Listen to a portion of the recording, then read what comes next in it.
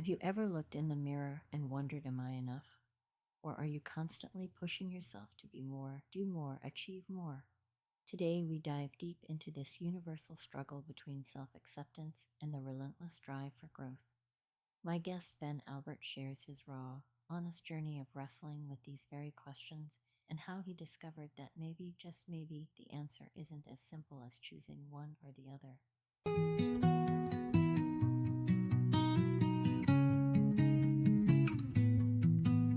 When moving forward seems too much, when you feel totally out of touch, hope is seeping out the door. You find yourself curled on the floor.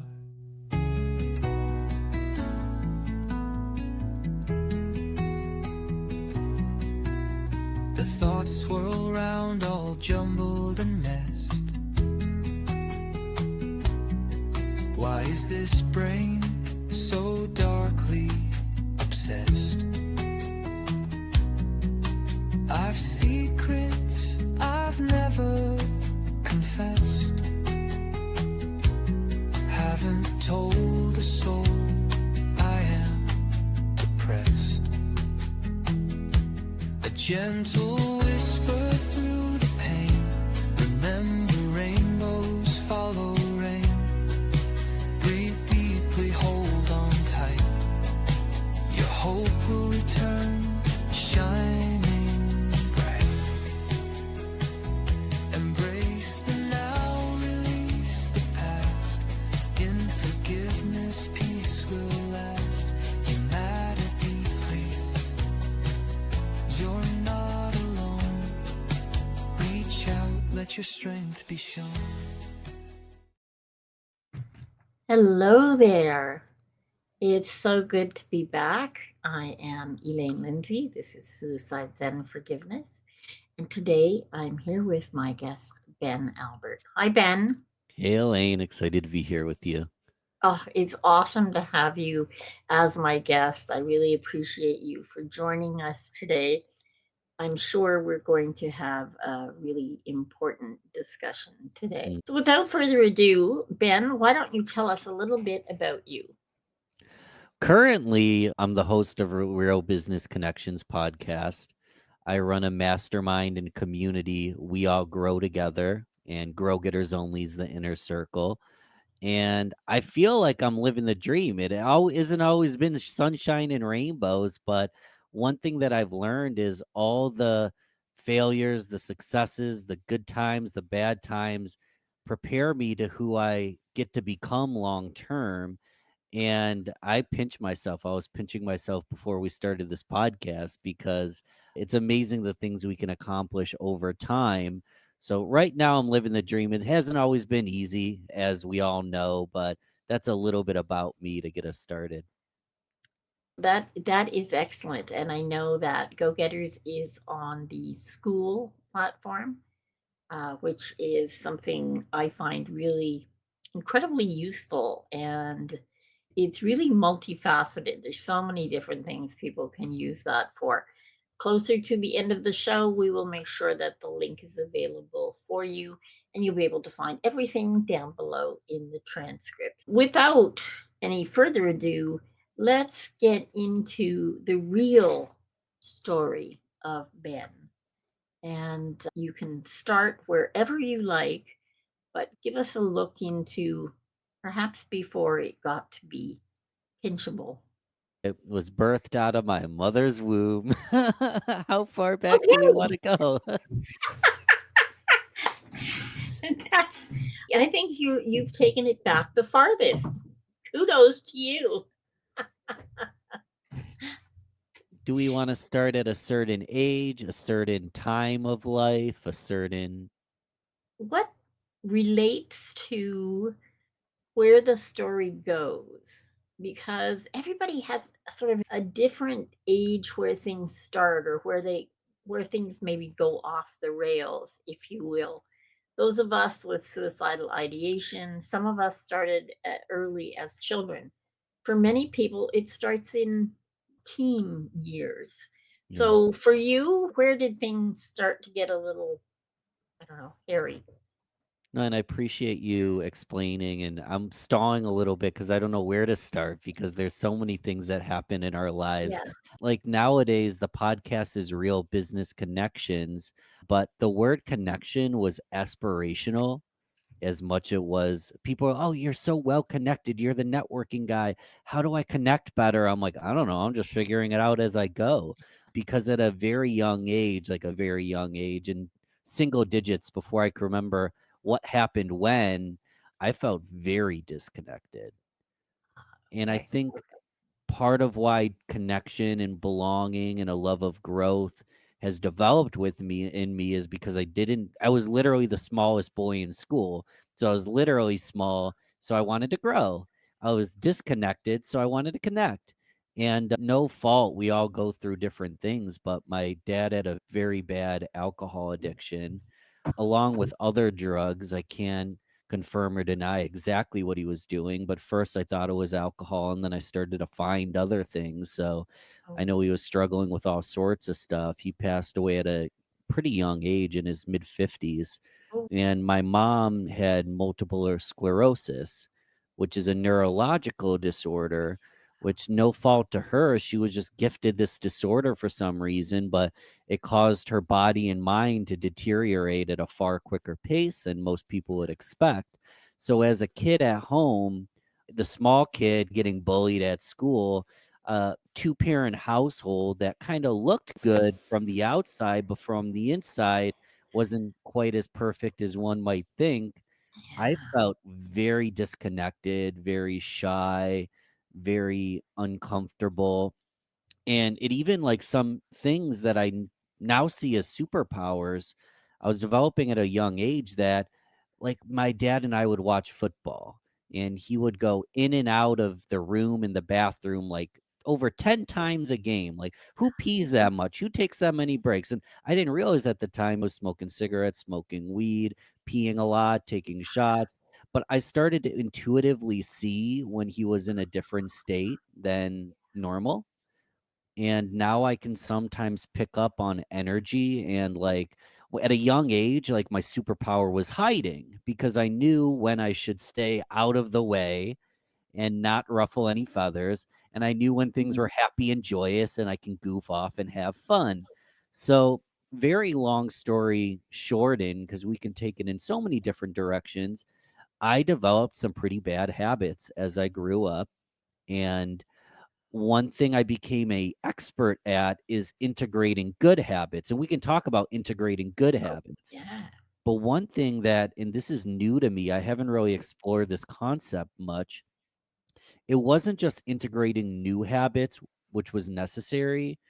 It was disintegrating the bad ones, because I optimized my way to the moon and still had developed my own drinking problem and felt disconnected and didn't have and I was meditating and affirmations and writing and personal growth podcasts, but I was drinking myself to sleep. So all that good stuff wasn't working. So there's two different ways we can take that. We can go into story wherever you want, but there's the integrating of the good stuff, which I think 9 out of 10 people teach, but no one teaches just disintegrating the bad stuff.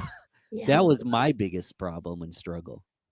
That's a really important point because, well, hearing that from you, to me, that is a coping skill. In order to function, you were seeing the things that worked, and you were seeing the things in you that not only didn't work, but that weren't helping you at all. Mm, And that is such a high level of self awareness. Like, I don't know if you realize just how incredible that is. Because as children, we do find coping mechanisms to deal with whatever is going on in our lives at that time. And whether it's an alcoholic parent or a parent who uses drugs or perhaps a parent who is violent, you learn to look ahead for those trigger points that you know are coming, in how the atmosphere changes, how the energy changes. And children are really good at that, mostly because we were never told as children that you can't do that. When you're a young child, there are so many things we can and do that no one's ever told us we can't do. It's only as we age that people tend to poo the energetic stuff and poo the slightly alternate, I don't want to say realities, but the alternate ways that we handle things, because we're relying on our intuition. And we're never taught that. But that's what that sounds like to me. And how old were you as you started removing the poorly regulated activities, or the poorly regulated responses to what was happening around you? Like, did that start really early? No, I'm doing math in my head. I think I'm almost at the 50-50 split. And the second half was not all sunshine and rainbows, but Yeah. I spent half my life developing really terrible habits, and then the second half of my life has been like disintegrating some of them. Right. Now, I did pick up some great things when I was younger, but in my upper teenage years is when I actually I read my first ever personal development related book, and I saw that the world outside of my reality, there's a lot of different things that can be done and accomplished. And I was like an outcast hippie kid. I was not like a rebellious, like I was a quiet kid, but like Yeah. at a young age was drinking, smoking marijuana, tie-dye t-shirts, long hair, going to concerts, handing out music flyers, was this hippie music kid. And I went to my first ever music festival, and I was surrounded by people just like me. And I was like, "Oh, interesting." And that was the first time I saw a tribe. That was the first time where I actually felt like I belonged in a Mhm. group. Millions of benefits. The struggle was really within myself, that I was smoking, drinking, doing all the same kind of stuff my dad did as well. So having a tribe, having a passion, having like-minded people was very good, but I wouldn't go to any of these music festivals or concerts without also doing things like consuming alcohol, finding a girl to try to spend the night with, whether or not I cared any, like all those typical young adult stuff. But like I said, I had picked up my first personal growth book, and I later on in about 2015 started listening to podcasts, and that was a big unlock. This is why I love that you have this podcast. Is I was college-ish time. I was in my early 20s. I started listening to podcasts, and then I had a job where I was a traveling rep for Chobani Yogurt, going store to Ah, store. So the podcast was my university on wheels, where I'd put on a podcast, I'd learn something new. I'd learn marketing or sales or a health concept, health podcast, personal growth. And it was my university on wheels. And the part of why I say like the first half of my life was bad habits and the second half of the life was slowly like developing good ones is I still was partying during this time of my life. I still didn't have the best relationships, but in my single digits, I didn't even know what was going on. I just thought my obscure life was normal. In my double digits, I started to realize that I was a weirdo. And then in my 20s, I started to realize that I'm an adult now, but I'm still acting like a teenager. And it wasn't until I hit like my 30s personally, and people figure I'm not a huge fan of ageism. People have different paths to the same end goal, and that's all that matters. But it wasn't until my 30s that I started to be like, I need to make more long-term decisions for myself. mhm. So that's why I say like the first 18 or so years were bad habits, and then the next 18, I'm 34, but the next 18 were developing some of the bad ones and then eventually getting to a point where I need to turn this on its head. That, for some of us who take a lot longer to get the lesson, that seems Sure. like a very short time. Some of us take a lot longer to catch on to things. And I suppose it's It is partly our environment, it's partly what we know and grow, because I think that not just how uncomfortable, or it could be how comfortable you are within a situation will dictate the length of time you spend there. Hmm.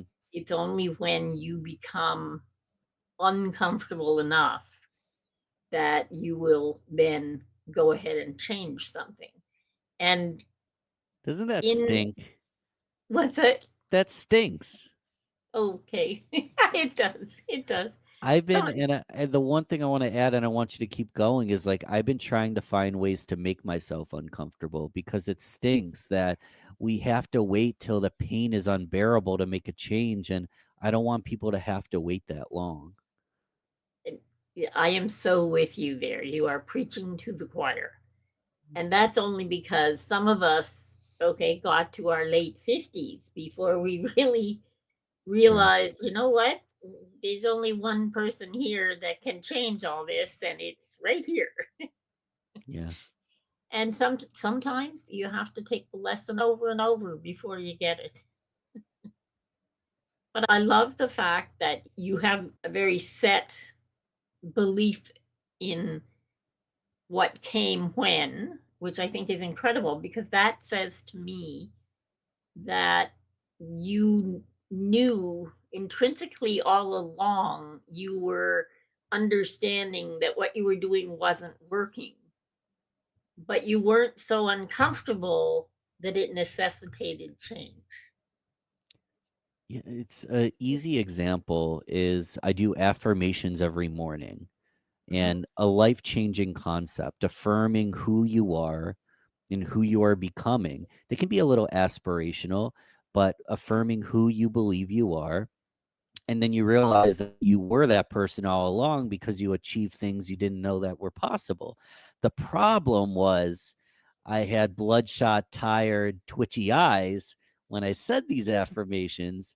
So something inside me, call it your soul, call it your subconscious, call it intuition, knew that the words I were saying weren't in alignment with the actions, and that was why I wasn't getting where I had to blame myself at some point because I wasn't getting where I needed to be because I wanted to be something, but my actions weren't in alignment with it.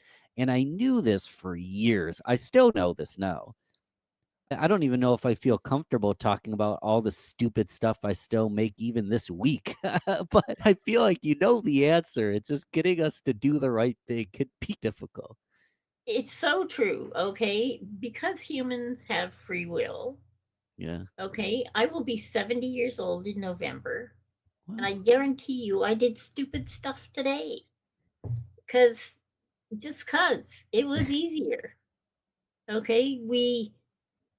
To me, when we become focused on self improvement, when we become aspirational for a better us, to improve this being that we are, I think that's incredibly laudable.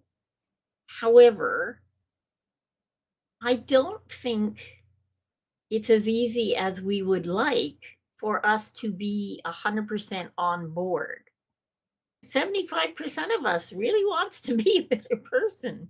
But there's Yeah. that 25% that comfort's pretty good too. Let's just stay right here.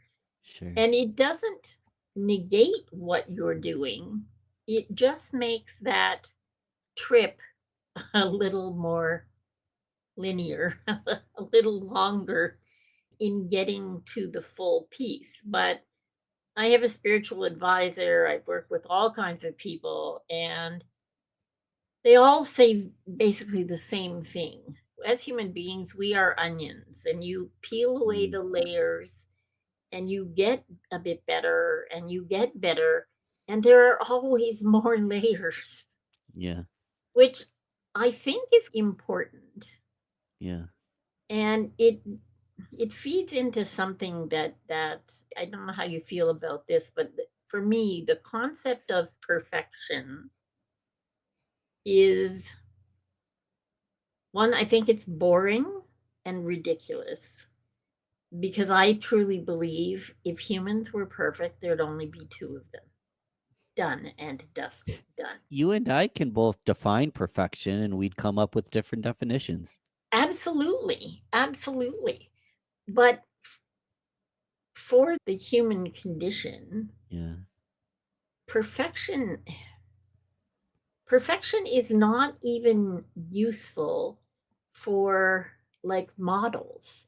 And if you do still lifes to sell Chobani yogurt and fruit, and they're not looking for perfection. They're looking for the asymmetry in a photo or in a video that focuses the eye, that allows you to see deeper into the image. It gives you a feel of maybe a little secret. You're seeing something somebody else doesn't. There's that enticement there. And perfection to me takes that away. There is nothing, there's no challenge in perfection. It's just ho hum.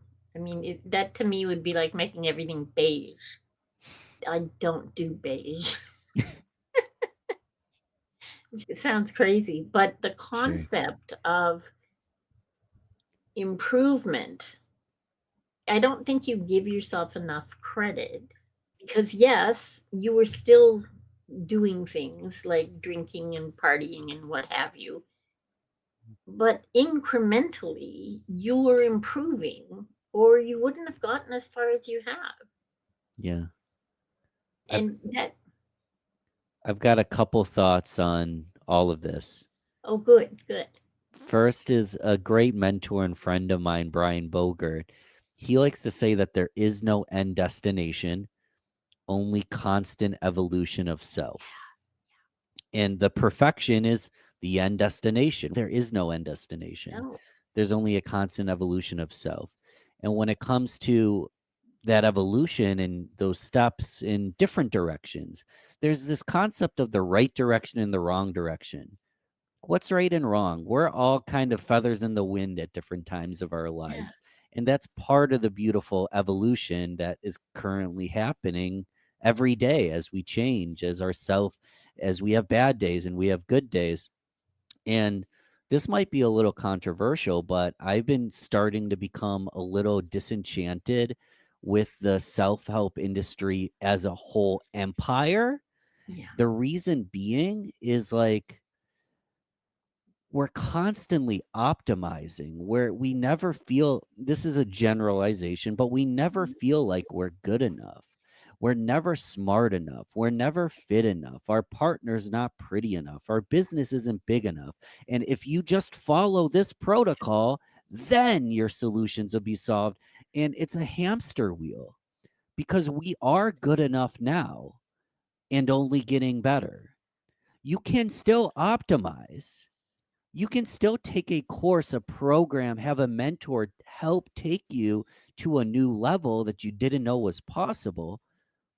But you need to acknowledge that you're just fantastic as you are right now as well.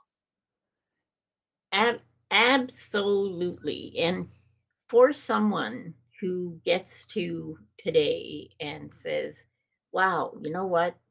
I'm enough. Yeah. This is enough for me. I have enough. I am enough. I feel enough. Then, hey, more power to you. It might not be I your don't, yeah, I don't think, to be honest, yeah. that will last, because it's not within our makeup as Mm, humans. We are, okay, humans are comparative by nature. Whether you compare yourself to others or simply yourself, that comparison allows us, we can't know tall unless we know short. We can't know cold unless we know hot, like all of those things. yeah. And stasis is just not the norm.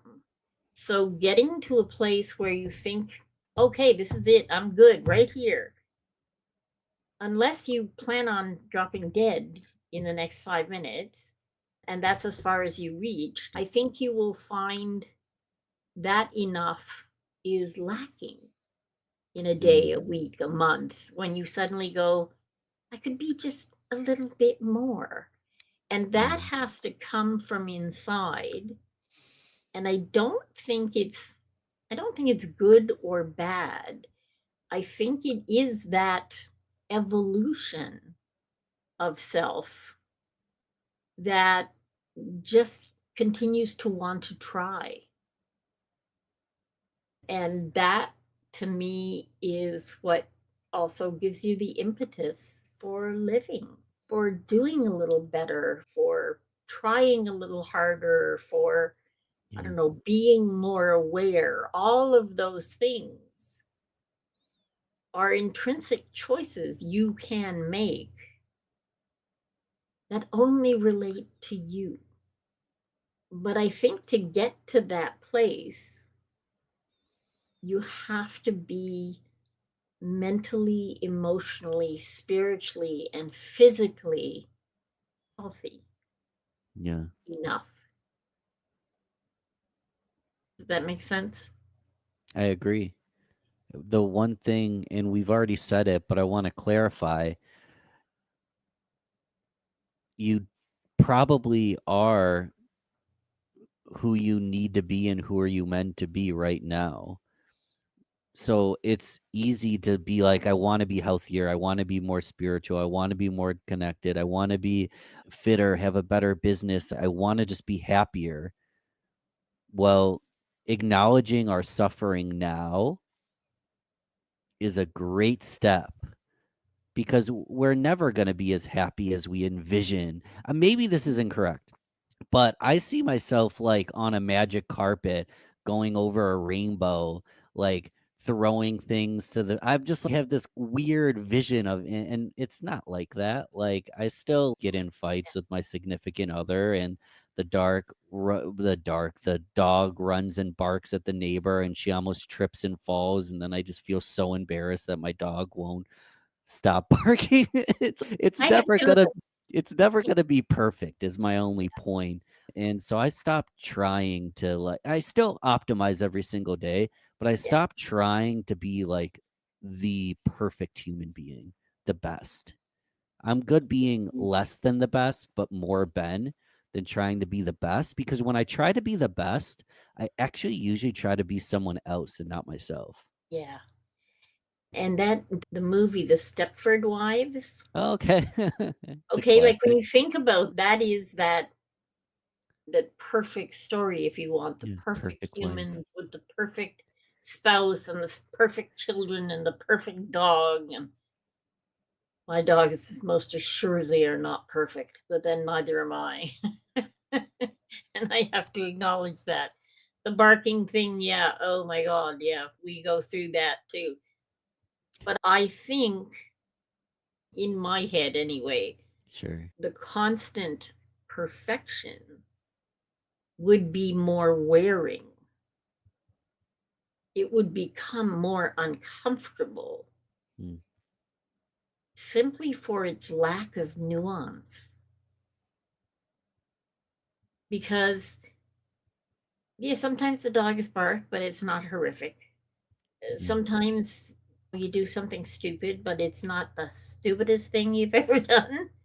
So you can live with it. Like there are gradations, if you will, of the things that go on in our life. But the good, the bad, the indifferent, all of those things are what give us the stories Mm, that allow us. For me, the most important thing in the world is being able to laugh at myself. mm, Because if you can laugh at yourself, you can put up with an awful lot. And it is better for you and those around you to have a sense of humor and be able to take the cake that fell out of the box or take the ruined gift or take the whatever and find the humor in it rather than getting yourself all angsty and annoyed and being in a bad mood for 4 days. yeah. That really doesn't help anybody. This just happened to me. And it wasn't like a laugh out loud moment. It wasn't even funny, but I learned to laugh at the scenario. There's a lot of reasons that led up to this. We can go as deep as you want, but the short and version is I've never been comfortable public speaking for large groups. On Zoom, I'm far more comfortable, podcast all the time, but I'm at a stage in my career that I'm asked to speak on stages, and I wasn't the person raising their hand in class trying to get up in front of everybody. I was actually the person with a speech impediment, afraid that I'm going to say something wrong and not really a fan of getting in front and everybody staring at me. I've spoken in Zoom a million times, but I've spoken in person a handful of times for conferences and events. And the last one I did, I would have given myself like a C. And I even talked to my mentor after it. I'm like, my energy was bad. And I'm like, I wanna be better at this, I wanna impact people, but if I'm, like, crawling out of my skin anxious and my energy's bad, like, what's the point of me even doing this if I feel miserable when I do it? I'm like, for some reason, my energy was just so off, I was nervous. I used to never be able to say R's properly, speech impediment. Randomly, like, for the first time in 10 years, suddenly, like, my old speech impediment slurred just started coming out. And I even had one specific moment where I said something wrong and then I noticed it and then I froze. It was probably for about a second to 2 seconds, but it was the longest 2 seconds of my life. Oh, And yeah. and then I looked up at everyone looking at me and I had that realization moment that nothing's gonna happen if I don't start talking. Yeah. So I went right back to the thing, and where I've learned to laugh again, and not laugh out loud funny, annoying, traumatic, frustrating, but I Yeah. was watching the replay, and everyone says I'm hard to read, I'm very stoic, I'm very zen. That's just my personality. I don't drink coffee, I don't have way big ups and downs. I'm very if anything, I'm, like, a little depressed sometimes, like, I'm very constant. Yeah. So that's just me. So I felt very anxious and I was screwing up and saying every word wrong. And these people don't know what screwing up is to me. And I Yeah. watched the replay and I looked so calm. I looked so comfortable. And the content of the talk was fantastic. My delivery could have been cleaner. But all these feelings I was having and the anxiety and knowing that I could do better and wishing that I did better, which I do wish I had showed up a little bit better. You watch the video, you can't see any of it. And I'm like, what the heck?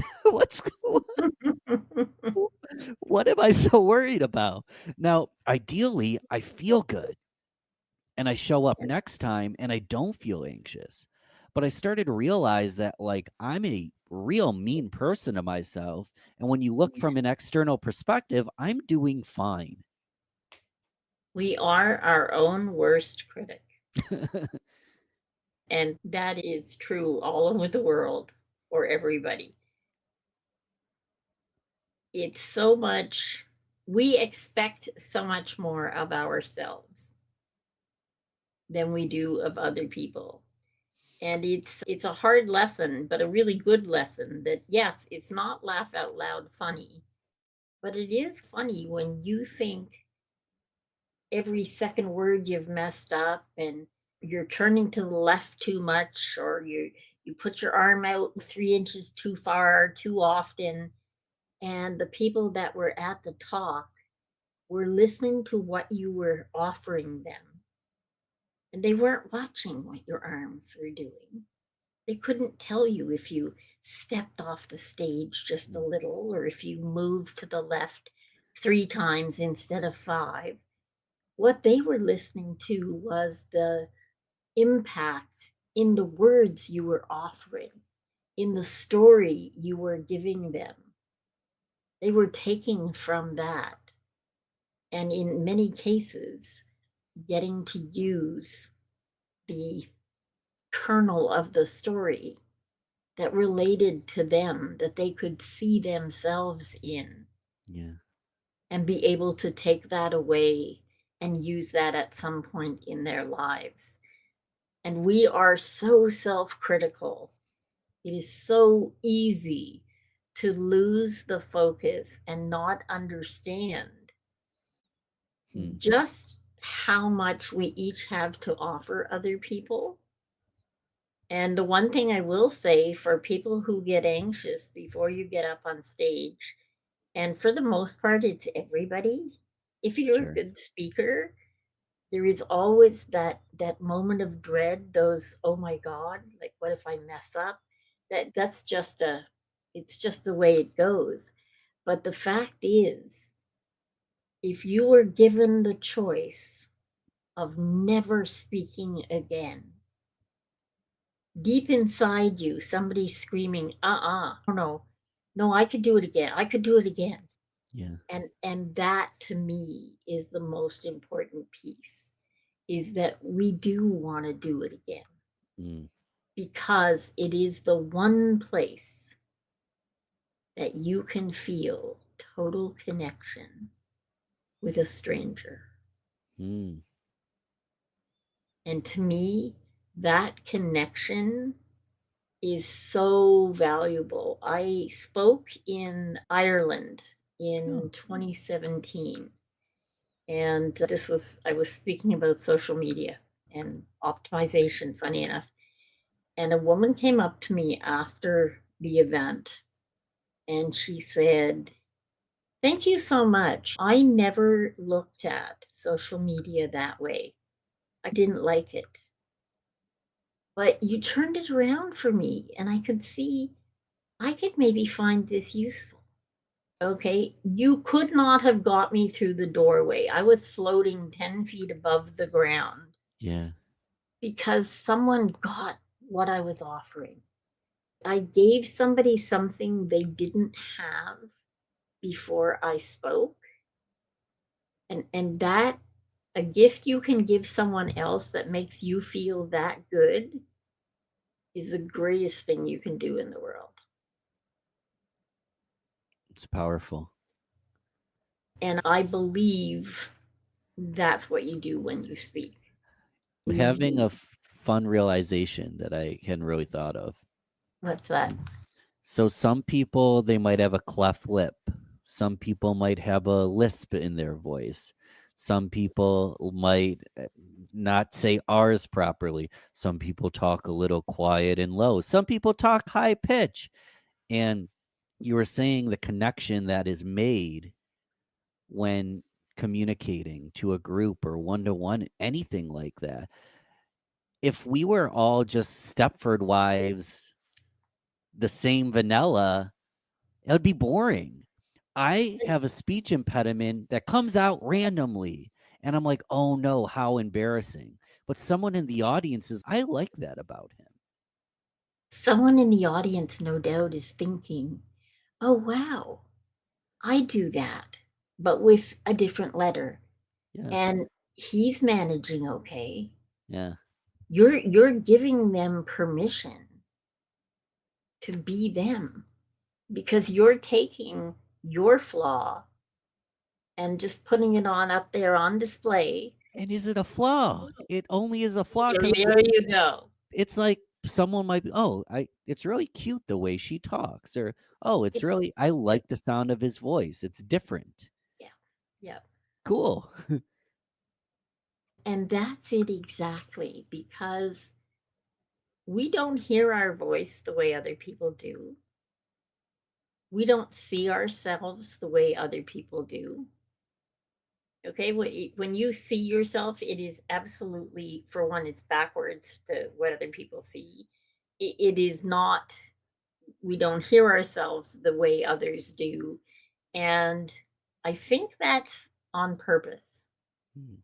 because I don't think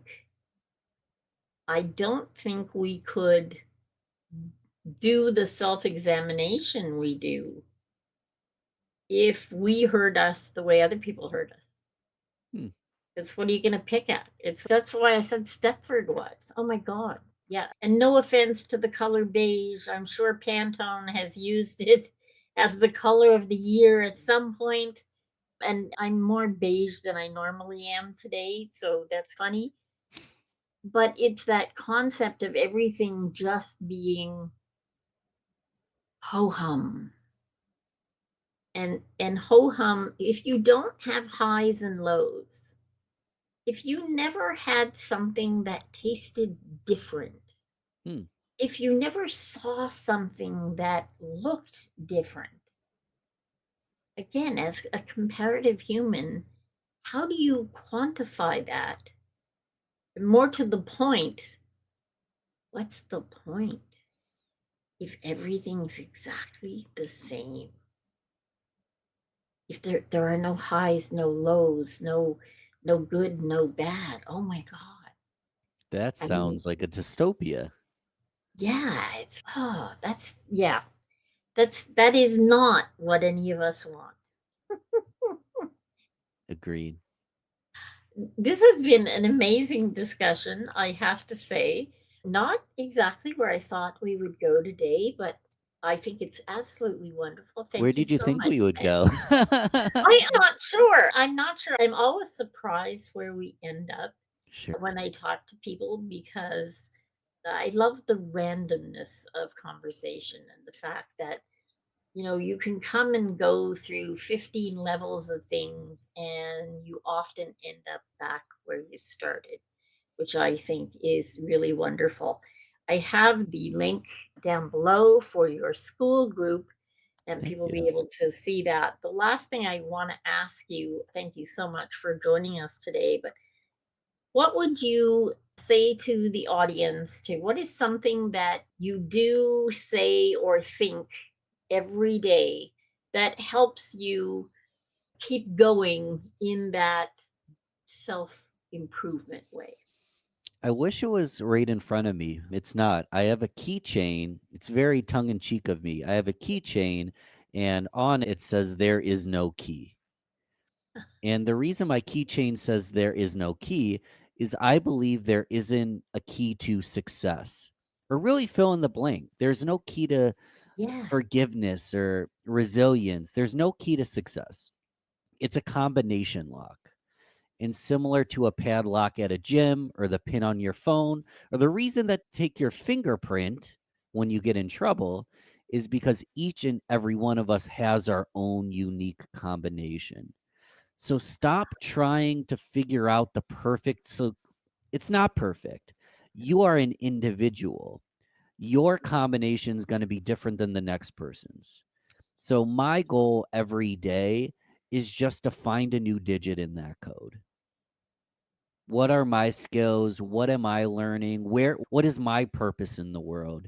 If I can unlock just a digit a day, that's how I figure out how to make it through this world. Oh, that's beautiful. Thank you. Absolutely beautiful. This has been a very interesting discussion. I thank you so much. Thanks for And having we me. will make sure that everything to do with Ben is below, as I said earlier. And you can get in touch with him at weallgrowtogether.com. I thank you all for listening. Thank you, Ben, for being our guest today. I'm Elaine Lindsay. This is Suicide Zen Forgiveness. And until I see you again next time, make the very most of your today every day. Bye for now. Thank you for being here for another inspiring episode of Suicide Zen Forgiveness. We appreciate you tuning in. Please subscribe and download on your favorite service and check out SZF's YouTube channel or Facebook community. If you have the chance to leave a 5-star rating or review, it'd be greatly appreciated. Please refer this to a friend you know who may benefit from the hope and inspiration from our guests. Suicide Zen Forgiveness was brought to you by the following sponsors. Truel Social Media, the digital integration specialists. Let them get you rocking page 1 in the search results. Canada's keynote humorist Judy Croon, motivational speaker, comedian, author, and stand-up coach at Second City. Judy has been involved for over a decade in the City Street Outreach Program in Toronto. Do you have a story to share? Do you know someone you think would be a great guest? Please go to szf42.com. And for our American listeners, that's szf42.com. Thank you for listening, and we hope to see you again. Through the pain, we all belong together in hope. because you matter.